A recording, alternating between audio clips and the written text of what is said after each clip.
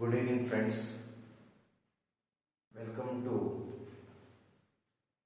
Maths with Chetan Sir YouTube channel. ಇವತ್ತಿನ ದಿನ ನಾನು ಈ ವರ್ಗ ಸಮೀಕರಣದಲ್ಲಿ ಅಪವರ್ತ ವಿಧಾನದಿಂದ ಪರಿಹಾರದ ಬೆಲೆಯನ್ನು ಕಂಡುಹಿಡಿಯುವುದನ್ನು ನಾವು ನೋಡ್ತೀವಿ. ಇದು 10ನೇ ಕ್ಲಾಸ್ಗೆ SLC ವಿದ್ಯಾರ್ಥಿಗಳಿಗೆ 2 ಅಂಕದ ಪ್ರಶ್ನೆ ಬರುತ್ತೆ. ಇಲ್ಲಿ ಬೇಸಿಕ್ ಏನಾದ್ರು ಗೊತ್ತಿರಬೇಕಂದ್ರೆ ನಮಗೆ ಕೊಟ್ಟಿರ್ತಕ್ಕಂತಹ ಸಮೀಕರಣವನ್ನು ಅಪವರ್ತಿಸುವ ಬಗ್ಗೆ ಗೊತ್ತಿರಬೇಕು. ಆವಾಗ ನಮಗೆ x ನ ಬೆಲೆಯನ್ನು ಕಂಡುಹಿಡಿಯಬಹುದು. ಫಸ್ಟ್ ಕೊಟ್ಟಿರುವ ಒಂದು ವರ್ಗ ಸಮೀಕರಣದಲ್ಲಿ ಮೊದಲನೇ ಪದ ಮತ್ತು ಕೊನೆಯ ಪದವನ್ನು ನಾವು ಗಮನಿಸಬೇಕು.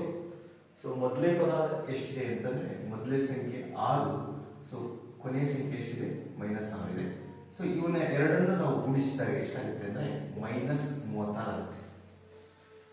ವಿದ್ಯಾರ್ಥಿಗಳೇ, ಈ -36 ಬಂದಿದೆ ಈಗ. ನಡುವೆ ನಾವು ಮಧ್ಯ ಪದವನ್ನು ಗಮನಿಸಬೇಕು. ಮಧ್ಯ ಸಂಖ್ಯೆ ಎಷ್ಟಿದೆ? 5 ಇದೆ. ಮಧ್ಯ ಸಂಖ್ಯೆ 5 ಇದೆ ಮತ್ತು ನಾವು ಗುಣಿಸಿರ್ತಕ್ಕಂಥ ಸಂಖ್ಯೆ -36 ಇದೆ. ಇಲ್ಲಿ ನಮಗೆ ಯಾವುದಾದ್ರೂ 2 ಸಂಖ್ಯೆಯನ್ನು ತೆಗೆದುಕೊಳ್ಬೇಕು ಅಥವಾ ಆಯ್ಕೆ ಮಾಡಿಕೊಳ್ಬೇಕು. ಆ 2 ಸಂಖ್ಯೆಯನ್ನು ಗುಣಿಸಿದರೆ -36 ಬರಬೇಕು, ಕಳೆದ್ರೆ ಅಥವಾ ಕೂಡಿಸಿದ್ರೆ 5 ಬರಬೇಕು. ಇಲ್ಲಿ +5 ಬರಬೇಕಾಗುತ್ತೆ. ಇದು ಇಂಪಾರ್ಟೆಂಟ್ ನಿಮಗೆ. ಇವಾಗ ನಾನು 2 ಸಂಖ್ಯೆಯನ್ನು ಆಯ್ಕೆ ಮಾಡಿದ್ರೆ 9 ಮತ್ತು 4 ಅನ್ನು ಆಯ್ಕೆ ಮಾಡಿಕೊಳ್ತೀನಿ. 9 ಮತ್ತು 4 ಅನ್ನು ಆಯ್ಕೆ ಮಾಡಿಕೊಳ್ತಿದ್ದೀನಿ. ಈಗ ಗುಣಿಸಿದಾಗ 9 ಮತ್ತು 4 ಅನ್ನು ಗುಣಿಸಿದ್ರೆ +36 ಬರುತ್ತೆ. ಆದ್ರೆ ನಮಗೆ ಬೇಕಾಗಿರೋದು -36. ಹಾಗಾಗಿ ನಾನು ಇಲ್ಲಿ ಈ ಸಂಖ್ಯೆಗೆ ಮೈನಸ್ ಅನ್ನು ಹಾಕ್ತಾ ಇದ್ದೇನೆ. 9 × 4 36 ಆಗುತ್ತೆ. ಪ್ಲಸ್ ಇಂಟು ಮೈನಸ್, ಇಲ್ಲಿ ಪ್ಲಸ್ ಚಿಹ್ನೆ ಇರುತ್ತೆ. Plus into minus -36. ಇಲ್ಲಿ ಗಮನಿಸಿ, ಇನ್ನೊಂದು ಅಂಶ ನಮಗೆ ಗಮನದಲ್ಲಿರಬೇಕು. 9ರಲ್ಲಿ 4 ಹೋದ್ರೆ 5 ಬರಬೇಕು.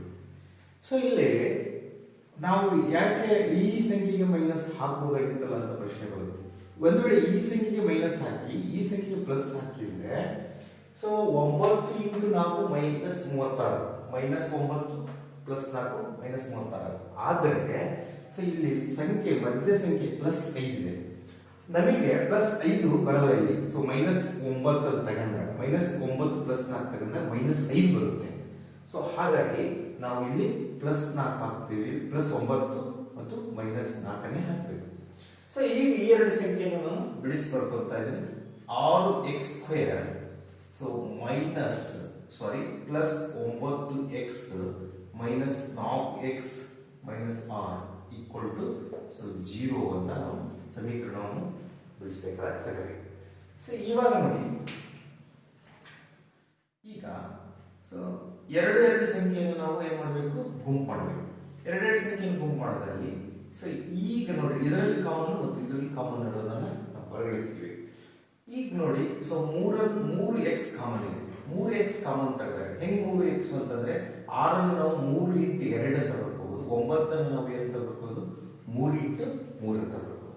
ದೇರ್ಫೋರ್ ಈಗ 3 ಇಲ್ಲಿ x² ಇದೆ, ಇಲ್ಲಿ x ಇದೆ. 3x ಕಾಮನ್ ತೆಗೆದಾಗ ಉಳಿದಿರೋದು ಇಲ್ಲಿ ಎಷ್ಟು ಉಳಿದಿದೆ ಅಂದ್ರೆ 2x ಪ್ಲಸ್ ಇಲ್ಲಿ 3x ಹೋದಾಗ 3 ಉಳಿದೈತಿ. ಅಗೇನ್ ಇಲ್ಲಿ ಸೇಮ್. ಈಗ 4 ಅನ್ನು ನಾನು 2 × 2 ಅಂತ ತಗೋತೀನಿ. 6 ಅನ್ನು 3 × 2 ಅಂತ ತಗೋಬಹುದು. ಇವಾಗ -2 ಅಂತ ನಾವು ಹೊರತೆಗೆತೀವಿ. -2 ಅನ್ನು ಹೊರತೆಗೆದಾಗ ಇಲ್ಲಿ 2x, ಇಲ್ಲಿ ಪ್ಲಸ್ ಉಳಿಯುತ್ತೆ, +3 ಉಳಿಯುತ್ತೆ. ಯಾಕೆ ಅಂತಂದ್ರೆ ನೀವು ಗಮನಿಸಿ, -2 + 2x ಮತ್ತು ಇಲ್ಲಿ +3 ಇದೆ. ನಾವು ಇದನ್ನ ಗುಣಿಸಿದಾಗ ಇದೇ ಬರುತ್ತೆ ನೋಡಿ. -2 + -2 × 2 4x, -2 + -2 × 3 6. ನೆಕ್ಸ್ಟ್ ನೋಡ್ಬೇಕಾದಾಗ ಇಲ್ಲಿ 2x + 3 ಮತ್ತು ಇಲ್ಲಿ 2x + 3 ಕಾಮನ್ ಇದೆ. ಹೊರಗಡೆ ತೆಗೀರಿ. 2x + 3 ಓಕೆ, ಹೊರಗಡೆ ತೆಗೆದಾಗ ಕಾಮನ್ ತೆಗೆದಾಗ ಈಗ 3x -2 ಉಳಿಯುತ್ತೆ. Next therefore this is equal to 0 ಆಗಿರೋದ್ರಿಂದ therefore ಸಪರೇಟ್ ಆಗಿ 2x + 3 = 0 ಮತ್ತು 3x -2 = 0 ಅಂತ ನಾವು ಬರೆಯಬಹುದು.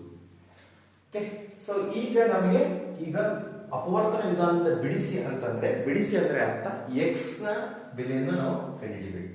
So x, so 2x equal to -3, so x is equal to -3/2 ಆಗುತ್ತೆ. -3/2. ಸೊ ಇಲ್ಲಿ ನೋಡಿ 3x ಅನ್ನ ಲೆಫ್ಟ್ ಸೈಡ್ ನಲ್ಲಿ ಬಿಟ್ಕೊಳ್ಳೋಣ. ಸೊ -2 ಈ ಕಡೆ ಬಂದ್ರೆ +2 ಆಗುತ್ತೆ. So x is equal to 2/3 ಆಗುತ್ತೆ.